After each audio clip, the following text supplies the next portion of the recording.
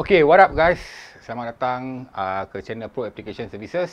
Okay, hari ini kita nak bincangkan 3 jenis lapisan untuk lapisan epoxy pada lantai. Okay, let's keep on watching.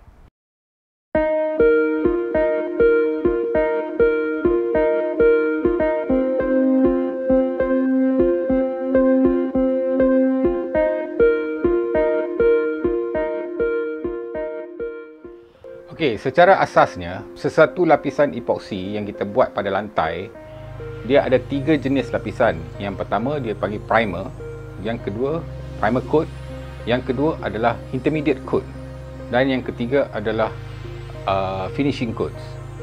So, secara asasnya kita perlukan 3 jenis lapisan ni untuk kita buat sesuatu jenis lantai. Tak kira lah lantai tiles ke, lantai simen ke, lantai apa saja. Dan kita kena pastikan 3 lapisan ni kita kena buat. Okey, lapisan yang pertama. Lapisan yang pertama kita panggil prime coat atau primer. So, teknik untuk buat primer ni ada berbagai-bagai jenis. Kadang-kadang kita pakai roller, kadang-kadang kita pakai squeegee, kadang-kadang kita pakai trowel, steel trowel. So, dia bergantung pada keadaan lantai dengan jenis-jenis epoxy yang kita boleh modifiedkan dia bergantung pada keadaan lantai asal yang kita nak buat.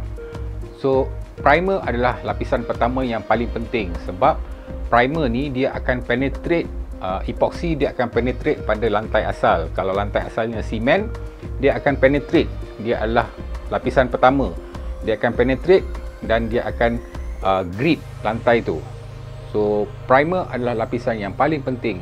Salah satu lapisan yang paling penting dalam sistem lapisan epoxy. Okey, masalah yang berlaku pada keadaan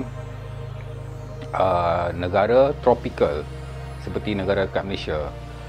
Keadaan kita punya moisture, ground moisture daripada bawah tanah sangat unpredictable. Kita tak boleh nak jangka selagi kita buat test. So, moisture ni kita perlu ada satu lapisan epoxy moisture barrier.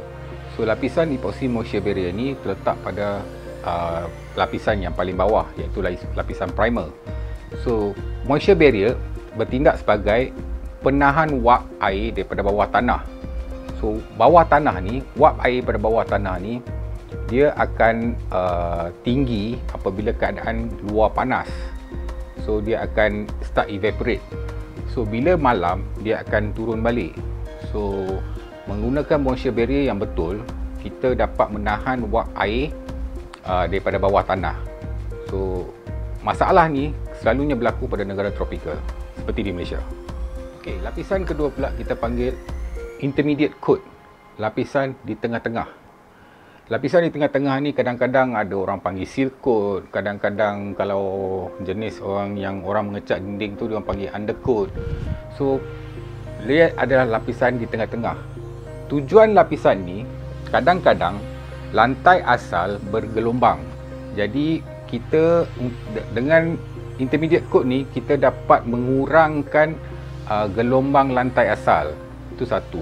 Nombor dua, dia dapat berfungsi sebagai, dia nak seal apa yang primer coat ni. Kadang-kadang primer coat yang lapisan pertama tadi, dia akan menyerap sebab dia akan penetrate ke dalam lantai asal. So, dia akan meninggalkan lubang-lubang.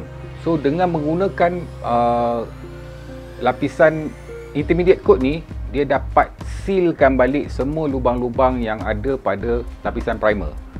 So, intermediate coat, dia akan complementkan balik apa yang ada pada primer untuk menerima the finishing coats. Okey, lapisan yang terakhir sekali adalah lapisan finishing, top coats. So, top coats ni, dia ada kadang-kadang dia akan ada beberapa jenis.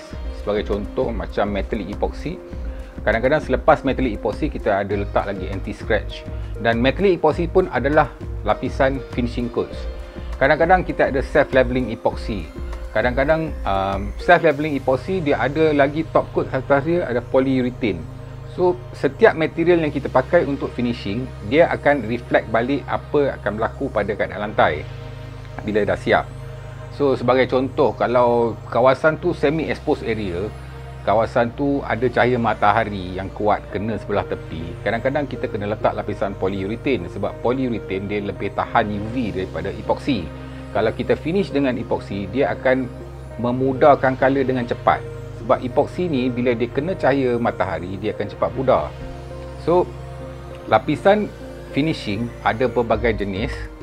Kadang-kadang ada orange peel finish, kadang-kadang ada self leveling, ada electrostatic discharge kalau dalam industrial flooring, kadang-kadang dia ada low viscosity, kadang-kadang dia boleh jadi metallic epoxy, kadang-kadang dia boleh jadi flake system. So dia ada banyak jenis. So kita kena tahu apa kita punya finishing, dan pada applicators kita kena faham 3 jenis sistem lapisan ni untuk kita buat satu lantai. Okey, terima kasih semua kerana menonton perbincangan ni hari ini. So kalau video ini membantu untuk semua orang, sila tekan button subscribe atau button like. Kalau sebarang komen atau nak bertanya apa-apa soalan, boleh komenkan di bawah supaya kita boleh feedback balik apa inquiry yang kita nak tahu. So terima kasih banyak-banyak. Ciao. Bye bye.